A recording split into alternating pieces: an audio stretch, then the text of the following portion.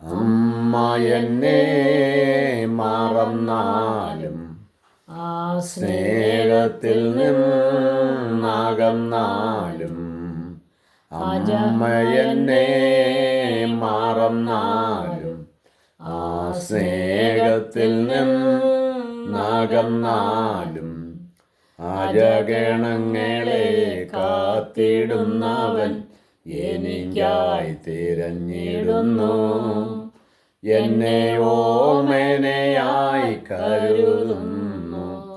അതിരുകളില്ലാത്ത സ്നേഹം, ദൈവസ്നേഹം, നിത്യസ്നേഹം, അളവുകളില്ലാത്ത സ്നേഹം, ദൈവസ്നേഹം, നിത്യസ്നേഹം. ദൈവം സ്നേഹമാകുന്നു. God is love. ദൈവത്തിൻ്റെ സ്നേഹത്തെ പോലെ ഈ ഭൂമിയിൽ ആർക്കും മറ്റുള്ളവരെ സ്നേഹിക്കാൻ കഴിയത്തില്ല. നമ്മൾ പാപികളും ദോഷികളും അതിക്രമക്കാരും ഒക്കെ ആയിരുന്ന സമയത്ത് പോലും ദൈവം നമ്മെ സ്നേഹിച്ചു എന്ന് നമ്മൾ മനസ്സിലാക്കാൻ കഴിയും. ഇന്ന് രാവിലെ എല്ലാവരെയും ഓർത്ത് ദൈവത്തെ സ്തുതിക്കുകയും ആ സ്നേഹം അനുഭവിക്കുന്ന ദൈവമക്കളെ ഓർത്ത് നന്ദിയോടെ കർത്താവിനെ മഹത്വപ്പെടുത്തുകയും ചെയ്യുന്നു. പാരിച്ച കുരിശുമായി കർത്താവ് ഗോൽഗോഥയിലേക്ക് നടന്നു പോകുമ്പോൾ കരഞ്ഞുകൊണ്ട് വരുന്ന സ്ത്രീകളെ നോക്കി കർത്താവ് പറഞ്ഞ ഒരു വാക്യം ഇങ്ങനെയുണ്ട്: യെരൂശലേം പുത്രിമാരെ, നിങ്ങൾ എന്നെ ചൊല്ലിക്കരയരുത്, നിങ്ങളെയും നിങ്ങളുടെ മക്കളെയും ചൊല്ലിക്കരവീൻ. ഇന്ന് നമ്മുടെ തലമുറ വല്ലാത്ത നാശത്തിലേക്ക് പോയിക്കൊണ്ടിരിക്കുകയാണ്. തലമുറയെ ഓർത്ത് കരയുന്ന അനേകം മാതാപിതാക്കന്മാരുണ്ട്. മദ്യപാനത്തിനും മയക്കുമരുന്നിനും ദുർവൃത്തിക്കുമൊക്കെ അടിമപ്പെട്ട് അനേക കുഞ്ഞുങ്ങൾ അവരുടെ ജീവിതം പാഴാക്കിക്കൊണ്ടിരിക്കുന്നു. നീണ്ട വർഷങ്ങൾക്ക് യേശു കർത്താവ് ജനിക്കുന്നതിന് മുമ്പ് ഏതാണ്ട് 700 വർഷങ്ങൾക്ക് മുമ്പ് ജീവിച്ചിരുന്ന പ്രവാചകനായ യെശയ്യാവ് പറഞ്ഞൊരു വാക്യമാണ് ഇത്തരണത്തിൽ ഓർമ്മയിലേക്ക് കടന്നു വരുന്നത്. യെശയ്യാ പ്രവചനം 51 അധ്യായം 20 വാക്യത്തിൽ നമ്മൾ വായിക്കുന്നു: നിന്റെ മക്കൾ ബോധം കെട്ട് വലയിലാക്കപ്പെട്ട മാൻ എന്ന പോലെ വീതികളുടെ തലയ്ക്കലൊക്കെയും കിടക്കുന്നു. ആ വാക്യം ഒന്ന് ശ്രദ്ധിച്ചല്ലോ. നിന്റെ മക്കൾ ബോധം കെട്ട് വലയിലകപ്പെട്ട ഒരു മാനിനെ പോലെ വീതികളിൽ കിടക്കുന്നു. ഇന്നത്തെ തലമുറയ്ക്ക് ഇതന്നെ സംഭവിച്ചിരിക്കുന്നത്. സുബോധമില്ലാത്തൊരു തലമുറ ബോധം കെട്ടവരെ പോലെ കെണിയിലകപ്പെട്ട് വീതികളിലൊക്കെ കിടക്കുകയാണ്. അന്നത്തെ കാലത്തും യെശയ്യാവിൻ്റെ കാലത്ത് അങ്ങനെ തലമുറ ഉണ്ടായിരിക്കാം. എന്നാൽ ഇന്ന് അത് അനവർത്ഥമായി മാറിക്കൊണ്ടേയിരിക്കുന്നു. തലമുറയെക്കുറിച്ച് ബൈബിളിനകത്ത് പറയുന്ന അനവധി വാക്യങ്ങളുണ്ട്. സംഗീതം നമ്മൾ വായിക്കുന്നു: നിന്റെ മക്കൾ നിന്റെ മേശയ്ക്ക് ചുറ്റും ഒലിവുതൈകൾ പോലെ ഇരിക്കും.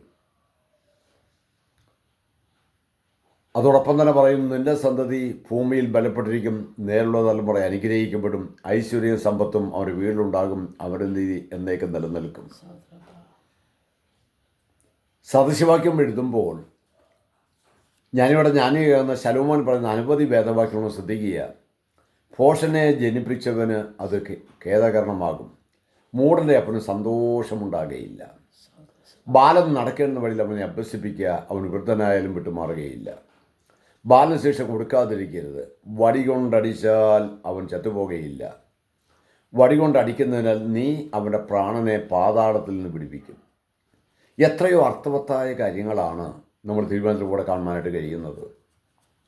ബാലൻ നടക്കേണ്ടുന്ന വഴിയിൽ അവനെ അഭ്യസിപ്പിക്കണം. അങ്ങനെ നമ്മൾ അഭ്യസിപ്പിച്ചാൽ വൃദ്ധനായാലും വിട്ടുമാറത്തില്ല. ശലോമോൻ പറയുന്നു: വടി കൊണ്ടടിച്ചാൽ അവൻ ചത്തുപോകത്തില്ല, അവന് നേരെ കൊണ്ടുവരാൻ കഴിയും. ഇന്നത്തെ തലമുറയിൽ അല്ലെങ്കിൽ ഇന്നത്തെ ലോകത്ത് കുഞ്ഞുങ്ങളെ തല്ലാനായിട്ട് പാടില്ല, അവർ ശാസിക്കാൻ പാടില്ല എന്നൊക്കെയുള്ള നിയമം വന്ന ലോകം നമ്മൾ ജീവിക്കുക. എന്നാൽ ചില വർഷങ്ങൾക്ക് മുമ്പ് അങ്ങനെ ആയിരുന്നില്ല. നന്നായി ശിക്ഷിച്ച് വളർത്തുന്ന മക്കളായിരുന്നു ഉണ്ടായിരുന്നു. അതുകൊണ്ട് അവർ വലിയ തെറ്റിലകപ്പെടാതെ ഒരുവിധമൊക്കെ നന്നായിട്ട് അവർ ജീവിച്ചൊരു കാലയളവുണ്ട്. ഇന്ന് അതിനൊക്കെ വിഘ്നം വന്നിരിക്കുക. വല്ലാത്തൊരു പ്രതിസന്ധിയിലേക്ക് നമ്മുടെ ലോകം കടന്നു പോകുന്നു. ഇതിൻ്റെ നടുവിൽ നമ്മൾ ഓർക്കേണ്ട അനവധി കാര്യങ്ങളുണ്ട്. വളരുന്ന ഒരു തലമുറ നാശത്തിലേക്കാണ് പോകുന്നതെങ്കിൽ ആത്മീയ മണ്ഡലം മാത്രമല്ല, ഈ ലൗകിക മണ്ഡലവും നാശത്തിലേക്കാണ് യാത്ര ചെയ്തുകൊണ്ടിരിക്കുകയാണ്. പഴമത്തിൽ ഒരു കുടുംബത്തെക്കുറിച്ച് വായിക്കുന്നു. ആ കുടുംബം പൗരോഹിത്യ ശുശ്രൂഷ ചെയ്യുന്നൊരു കുടുംബമാണ്. ശീലോവിലെ ആലയത്തിൽ നിരന്തരമായി പൗരോഹിത്യ ശുശ്രൂഷ ചെയ്യുന്ന ഏലിയും തൻ്റെ 2 മക്കളും. ഏലി വൃദ്ധനായപ്പോൾ തൻ്റെ മക്കളുടെ അധികാരത്തിലേക്ക് കടന്നു വന്നു. പക്ഷേ അവരുടെ സ്വഭാവം നമ്മൾ പഠിക്കുമ്പോൾ ഏറ്റവും നീചമായ സ്വഭാവം, ദൈവം പോലും വെറുക്കുന്ന, എല്ലാവരെയും വെറുപ്പിക്കുന്ന അവരുടെ ജഡീക സ്വഭാവങ്ങൾ, ദൈവത്തിന് ആരാധന അർപ്പിക്കേണ്ട വസ്തുക്കൾ പോലും അടിച്ചു മാറ്റി അവരുപയോഗിക്കുന്നു. ബൈബിളിനകത്ത് ഏറ്റവും ദൈവം വെറുക്കുന്നൊരു കൽപ്പന 7-ാം കൽപ്പന അല്ലെങ്കിൽ വ്യഭിചാരദോഷം അവർ ചെയ്യുന്നു. ഇതെല്ലാം ചെയ്തിട്ടും ഏലിക്കൊന്നും ചെയ്യാൻ കഴിയുന്നില്ല. ഏലി പറഞ്ഞൊരു കാര്യമുണ്ട്, മക്കളെ, നിങ്ങളെക്കുറിച്ച് പറയുന്ന കേൾവിയൊന്നും അത്ര നന്നല്ല കേട്ടോ. ഇത്ര മാത്രമേ പറയാൻ ഒക്കെയുള്ളൂ. പ്രായമായ മക്കളെ എന്നെ ചെയ്യാൻ പറ്റും? ഇനി തല്ലാൻ പറ്റുമോ? ഒന്നും പറ്റിയല്ല. അതുകൊണ്ട് എന്താ സംഭവിച്ചതെന്താ? ഒരു കഠിനമേറിയ ശിക്ഷ ഏലിയുടെ കുടുംബത്തിലുണ്ടായി. ഒരു ദിവസം തന്നെ ഏലിയുടെ 2 മക്കളും കൊല്ലപ്പെടുന്നു. ഏലി വാർത്ത കേട്ട് പീഠത്തിലിരുന്ന് പുറകോട്ട് മറിഞ്ഞ് പെടലിയോടി ഒടിഞ്ഞ് മരിക്കുന്നു. ആ ഭവനത്തിലൊരു സഹോദരി പ്രസവ സമയത്ത് അങ്ങനെ മരിക്കുന്നു. അങ്ങനെ ആകെ പ്രശ്നങ്ങളായി മാറി. കാരണം എന്താ? മക്കളെ ശിക്ഷിച്ച് വളർത്തിയില്ല, ഉപദേശം പറഞ്ഞു വളർത്തിയില്ല. നമ്മുടെ നാടൻ ഭാഷയിൽ ഇങ്ങനെ പറയാറുണ്ട്, ചൊല്ലും കൊടുക്കണം, ചൊലുത്തും കൊടുക്കണം, എങ്കിൽ മാത്രമേ നമ്മുടെ തലമുറ നന്നായി വരത്തുള്ളൂ. എവിടെ ഇതിന് മാറ്റം വരുന്നുവോ അവിടെ എല്ലാം ഇതേ രീതിയിലുള്ള അനുഭവം ഉണ്ടാകും. എന്നാൽ ഇതേ സമയത്തിന് മറ്റൊരു കുടുംബത്തെ നമുക്ക് കാണാനായിട്ട് കഴിയും. എൽക്കാന, ഹന്ന എന്ന് പറയുന്ന ദമ്പതികൾക്ക് ജനിച്ച ഒരു ശമൂവേൽ എന്ന് പറഞ്ഞ കുഞ്ഞ്. ആ പൈതലും വളരുന്നത് ഏലിയുടെ മക്കളോട് ഒപ്പം തന്നെയാണ്. പക്ഷേ ആ പൈതൽ ദൈവമുള്ളവനായി വളർന്നവർ മാത്രമല്ല, ആ പൈതലെക്കുറിച്ച് ദാൻ മുതൽ ബേർശേബ വരെ പ്രസിദ്ധനായ ഒരു ന്യായാധിപനായി, പ്രവാചകനായി എണ്ണപ്പെട്ടു എന്ന് നമ്മൾ വായിക്കുന്നു. ഇതെങ്ങനെ സംഭവിക്കുന്നു?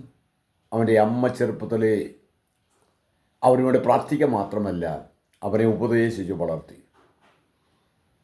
പൈതൽ നടക്കേണ്ടുന്ന വഴി അവനെ നടത്തണം, ഉപദേശം കൊടുക്കണം, ബാലശിക്ഷ നൽകണം, ഗുണീകരണത്തിന് വേണ്ടിയുള്ള കാര്യങ്ങൾ പറഞ്ഞ് മനസ്സിലാക്കണം. ഇത് ചെയ്താൽ ഇല്ലെങ്കിൽ എന്ത് സംഭവിക്കും?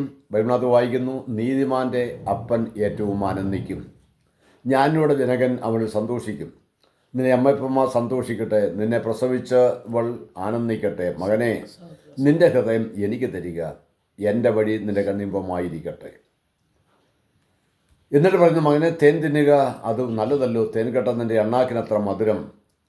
എന്നാൽ ഇതൊന്നും ആചരിക്കാതെ മുമ്പോട്ട് കിടന്ന തലമുറയാണ് ഇന്ന് വളർന്നുകൊണ്ടിരിക്കുന്നത്. വക്രതയുള്ള തലമുറ, കോട്ടമുള്ള തലമുറ, ദൈവഭയമില്ലാത്തൊരു തലമുറ.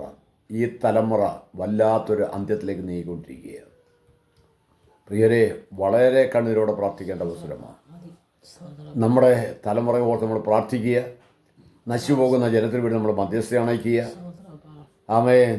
ഇങ്ങനെ നമ്മുടെ തലമുറ ദൈവത്താൽ ദൈവഭയമുള്ളവരായി വളരട്ടെ. ഇല്ലെങ്കിൽ മുടിയൻ പുത്രനെ പോലെ അപ്പൻ്റെ ഭവനം വിട്ട് മടങ്ങി കടന്നു പോകും. അപ്പന് നിരാശയും ഭാരവും ഉണ്ടാക്കുന്ന തലമുറയായി തീരാതിരിക്കുവാൻ നമുക്ക് വളരെ പ്രാർത്ഥിക്കാം, ദൈവങ്ങളെ ഏൽപ്പിക്കാം. നമ്മൾ കുറിവാക്യം വായിച്ചതുപോലെ, നിൻ്റെ മക്കൾ ബോധം കെട്ട് വലയിലാകപ്പെട്ട മാനിനെ പോലെ വീടുകളൊക്കെയും കിടക്കുന്നു എന്നത് നമുക്ക് വരാതിരിക്കുവാനായിട്ട് പ്രാർത്ഥിക്കാം. ദൈവമേ, സ്വർഗീയ പിതാവേ, നല്ല സമയത്തിനായി തന്ന നല്ല വചനത്തിനായി ഞങ്ങൾ സ്തോത്രം. ഈ വചനം കേൾക്കുന്ന എല്ലാവരെയും അനുഗ്രഹിക്കണം. തലമുറയെ ദൈവം അനുഗ്രഹിക്കണം. ഭയത്തിലും ദൈവത്തിൽ വളർന്നു വരുവാൻ ഇടയാക്കണമേ. കാരണം സമർപ്പിക്കുന്നു യേശുക്രിസ്തുവിന്റെ നാമത്തിൽ തന്നെ. ആമേൻ. Thank you Jesus.